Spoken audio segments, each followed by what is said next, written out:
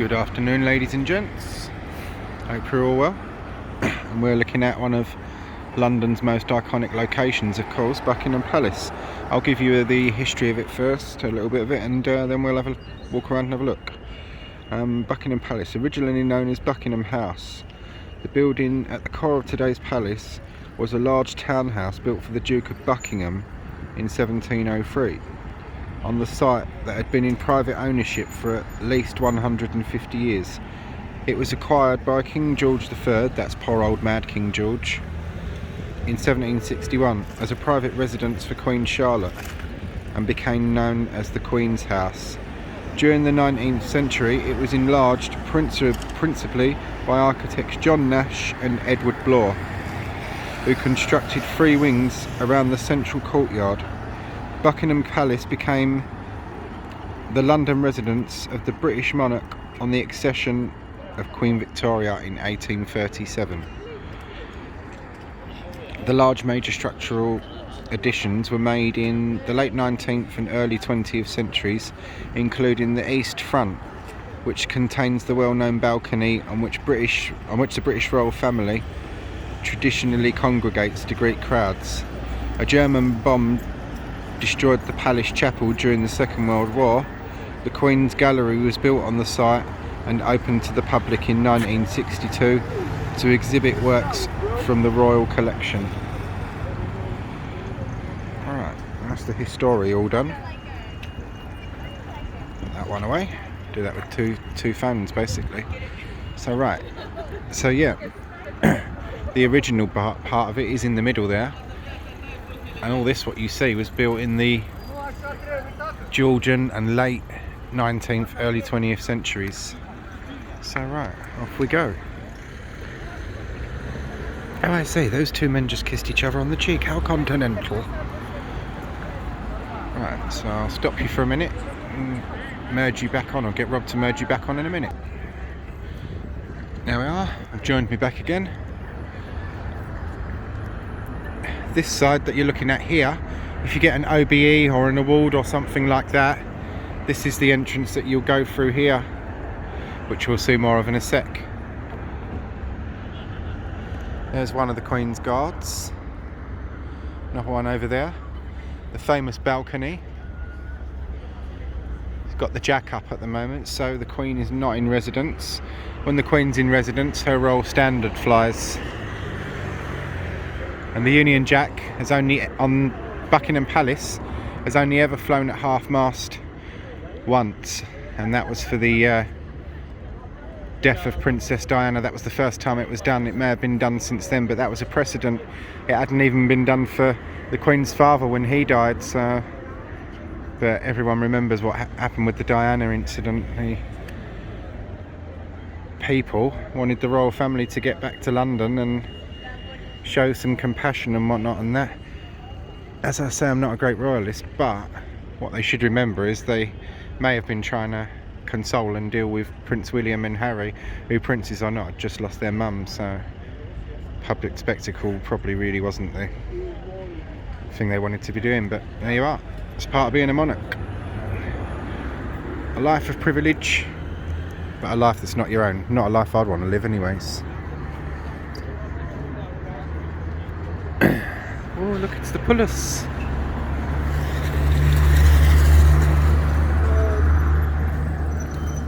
And as you can see, we're very, very busy here. There's the Queen Victoria fountain there.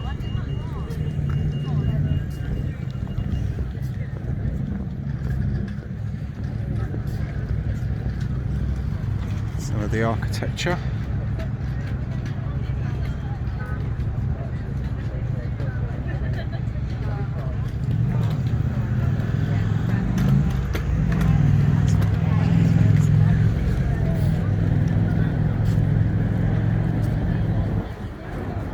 Just the gates on their own, I mean, that's quite spectacular, isn't it?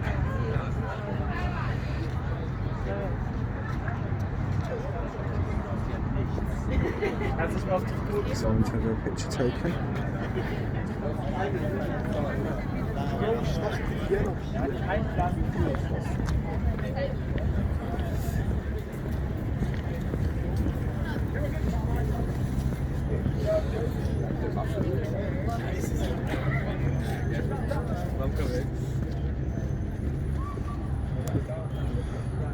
And that, ladies and gents, is the entrance you'll go through if you get awarded an OBE or something like that.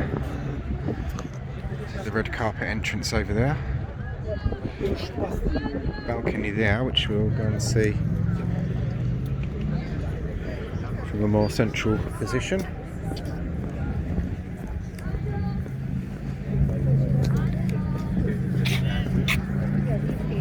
This is the maid.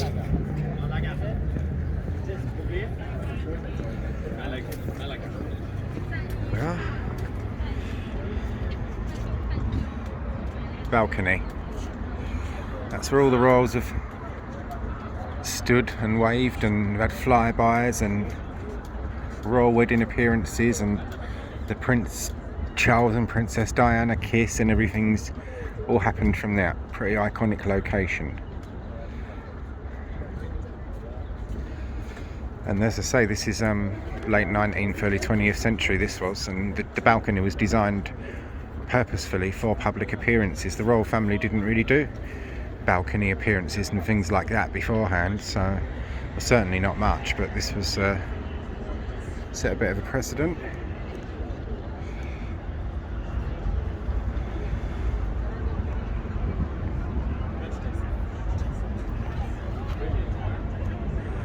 Don't know what their names are, but we'll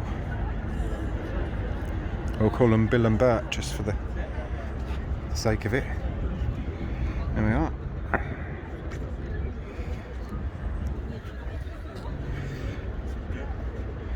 I shall pause you a minute. The Queen Victoria Fountain, which is, as you can see, undergoing a lot of restoration at the moment. But we are right central in the gates. There we are. Very interesting, but stupid. No, I'm only joking. It's an iconic location. It draws in a lot of money. This does, tourism, taxes and stuff like that. I mean, oh, what a magnificent beam.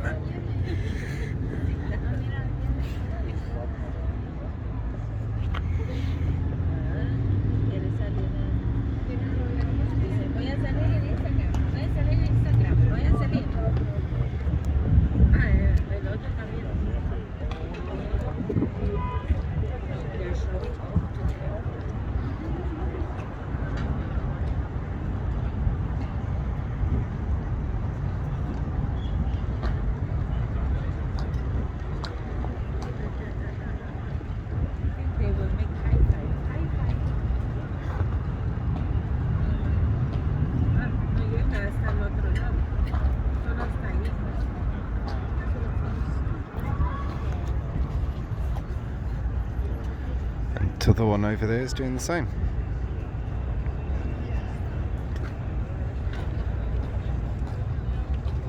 And they do that quietly here, so it doesn't make a load of noise to disturb the royals.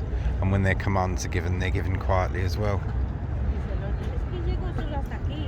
This is basically the royal family's office, this place, really. And that's what they refer to it as, the royal family. They call this the office. Pause you again.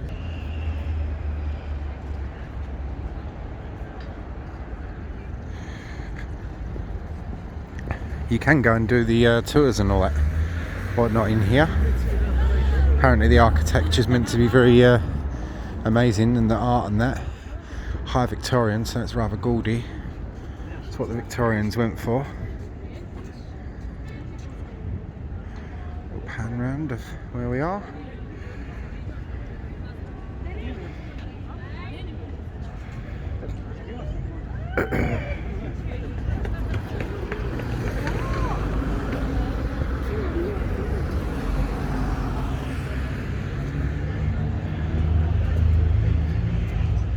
And that, ladies and gents, concludes our tour. Hope you all enjoyed. If you did, please give it a like and a share.